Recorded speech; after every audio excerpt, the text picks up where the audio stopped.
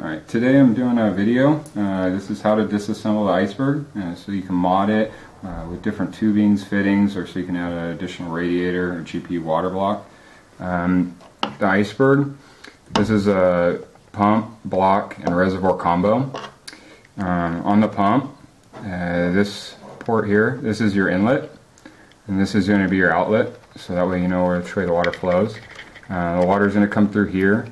This side of the pump is your reservoir. So this circular thing here in the center, this is an intake which will suck the water over to the pump side, and then it will come out through this tubing here and go into the radiator. So to take this apart, it really doesn't matter where you start. You're going to be taking off all the fittings or taking off the tubing from everywhere anyway. So what you're first going to have to do is you're going to have to remove the collar on here. So you're going to want to remove this first, so that way you can get the tubing off. If these are a little tight, you might have to use a rag and some pliers to get this off. You're going to need to pull back the anti-kink coil, and then you're going to pull back the collar. And as you can see there, the tubing's pressed over the barb.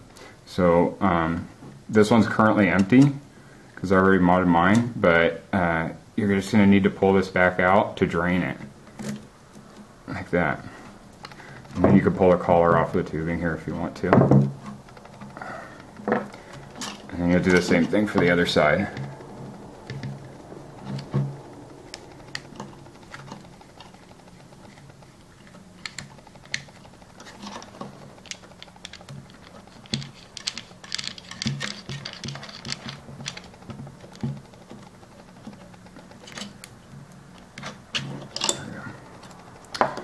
Okay, so that's all there is really to it to just get the tubing off. These are your fittings here. These are 1/4 by 3/8. These are a standard water cooling fitting that they use on any custom water loop. These ones are smaller than what most probably custom water loops are using, but they still can be removed, and you can put larger fittings if you want to.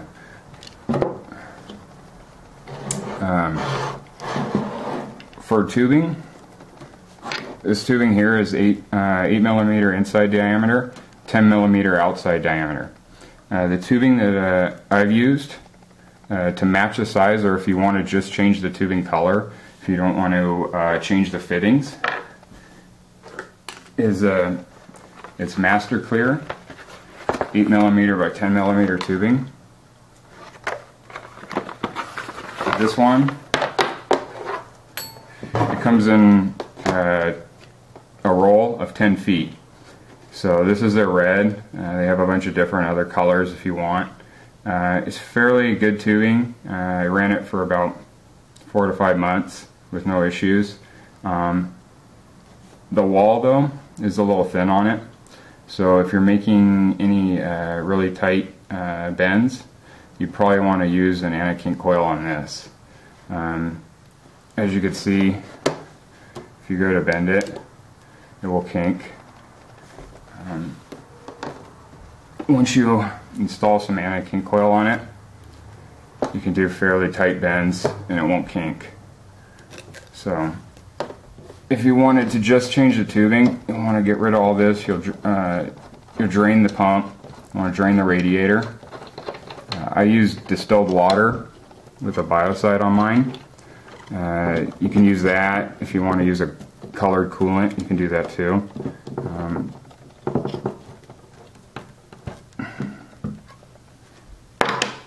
Okay, so basically you just get this in the roll, so you just cut it to the length, and then you're just going to reinstall it the same way that you just the same way that you just did. So you just press, you get your collar, you press that over like that, and you're going to press this over the fitting, and then you're going to tighten the collar back onto the fitting.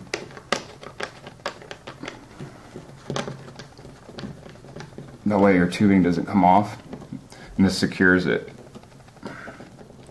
these just remove, they unscrew.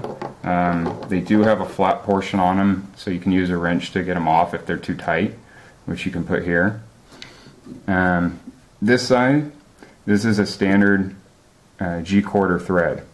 So any G-quarter fitting will be able to screw into this pump, as long as the diameter is not too wide to bump into the fill port or on the radiator to hit the fans.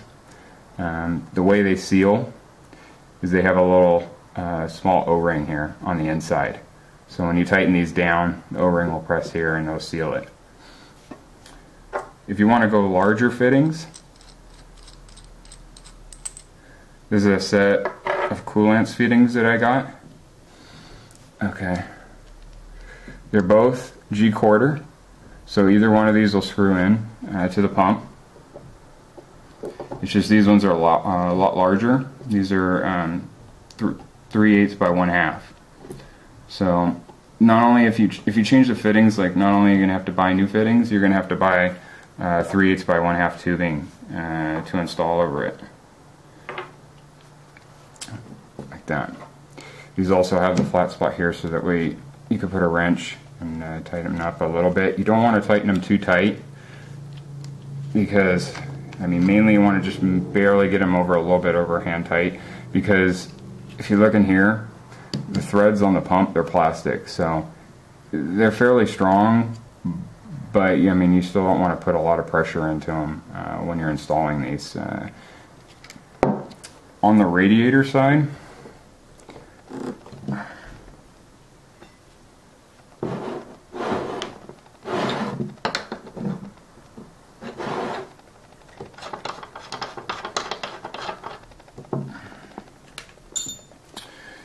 the collar on these specific fittings is about 20 millimeters in diameter.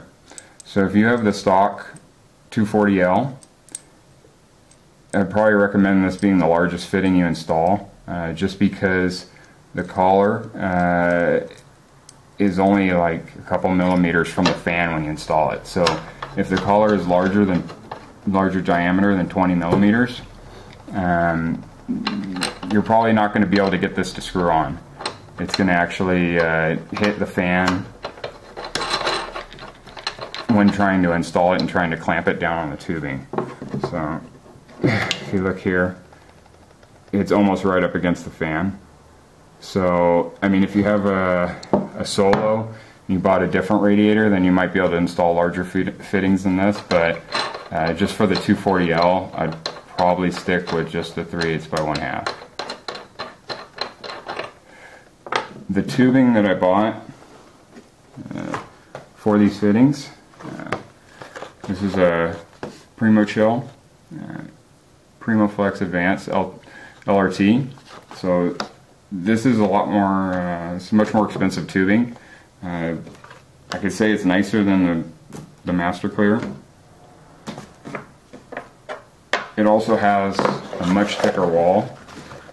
So with this tubing, I mean, you could pretty much run a, you can do pretty tight bends without even using an anti-kink coil. So you probably won't have to use it on this tubing at all. When you go to fill it, like I said, I use just distilled water. I also use this. This is a biocide that you can, it's called dead water. So you put a few drops after you get your Eisberg full. You get your reservoir all the way to the top. All you have to do is put a few drops of this into the fill port, and that'll make sure that you don't get any, you know, your water stays clean, you don't get any growth or anything like that in it. I also use one of these to fill it. It's a syringe with a fill port or fill tube. It makes it really easy when filling it, because since this fill port is kind of small on the Eisberg, it's kind of hard to get the air out as you're filling it. But since this tubing is smaller than the actual fill port, as you fill it, it'll allow the air to go past the tube and come out. So it makes it a little easier to fill when doing that. One of the last tools you're going to need is a tube cutter. I got this at a hardware store. It's actually made to cut a PVC pipe, but it does really straight cuts. You're going to want something like that, because if your cuts aren't straight, there's a potential for it to leak. So you want to make sure that the surface, when you cut it, it's perfectly flat. Besides that, it's pretty much all there is to it. It's not too hard. You want to make sure you keep this reservoir full. As soon as you're filling it, you're going to be cycling the pump.